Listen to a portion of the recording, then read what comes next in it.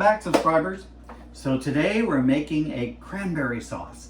Now I know you can just go buy cranberry sauce at the grocery store in the can, the gel and everything. It has the little rings around it. Everybody loves that. But homemade cranberry sauce is something special. It has a different flavor, a different balance to it, and it is the holidays.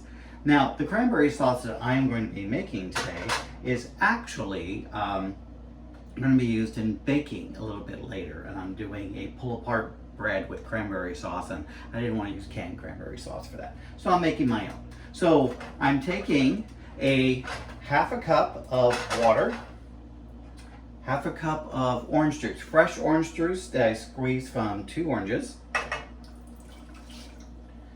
and 3/4 of a cup plus 2 tablespoons of fine sugar. Okay.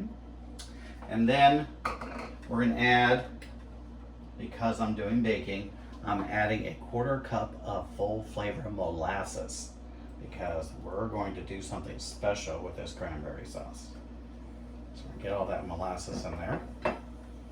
A little trick when you're doing things sticky in a measuring cup or organization, you see I got most of it out, is I pre-did this, sprayed it a little bit with cooking spray, Pam in this case, so that most of that comes right out and doesn't stick to my utensil.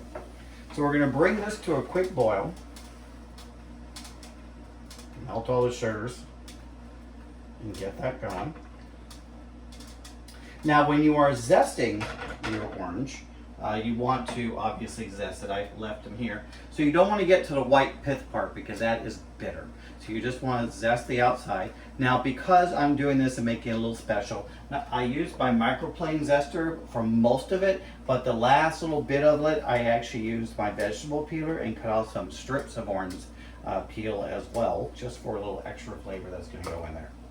So that's coming up to a boil.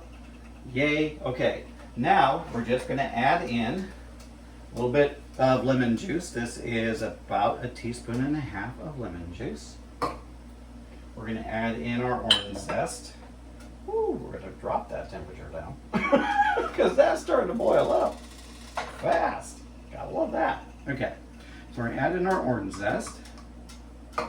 And then we're going to add in, of course, our cranberries. I have 12 ounces of cranberries going in here.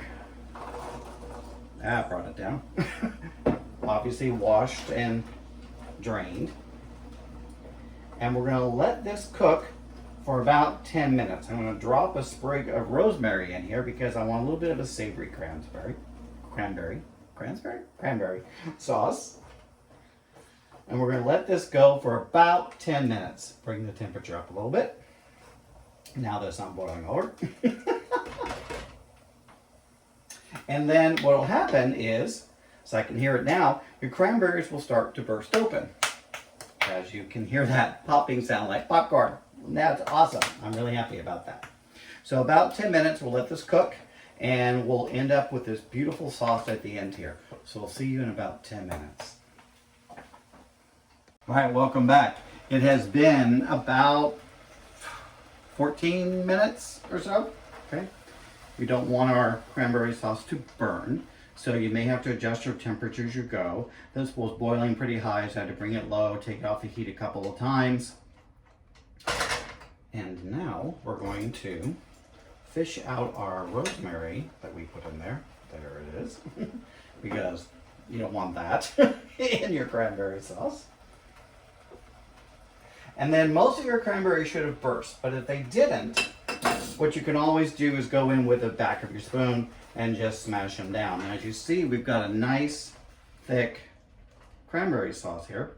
I added quite a bit of sugar, 3/4 cup and 2 tablespoons plus 1/2 cup of molasses, because cranberries are pretty tart, so you're going to want that amount of sugar that goes in there. So you're not cooking out all the liquid, you're cooking it down almost like a jam, but not quite. As we can see our consistency here.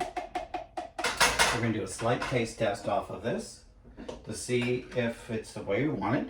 I have a little finishing salt off here just in case it might be needed. But let me get one of these berries. It is hot. Ooh. Whoa. My gosh, that's so good. The orange juice and the lemon make a citrus in there. I guess, and the tartness of the cranberries. You have the molasses with a rich flavor. The rosemary adds a little something to it. So what we're going to do is we're going to let this cool. This can sit in your refrigerator for up to 3 days, or you could freeze it if you wish to do so. I'm going to let this cool down, put it into another dish, let it cool, because I don't need salt, by the way. Because I'm going to be doing this, as I mentioned, into a pull-apart bread a little bit later. I'm also going to be doing some candied pecans that go into that as well. So you have the cranberry sauce and candied pecans and brie cheese and bread. Oh my gosh, that's going to be so good. That's going to be another recipe, another video that you'll have to keep an eye out for as soon as I get that going. So this is your quick, fairly quick, homemade cranberry sauce. That's our Meals with Michael, and we'll see you next time.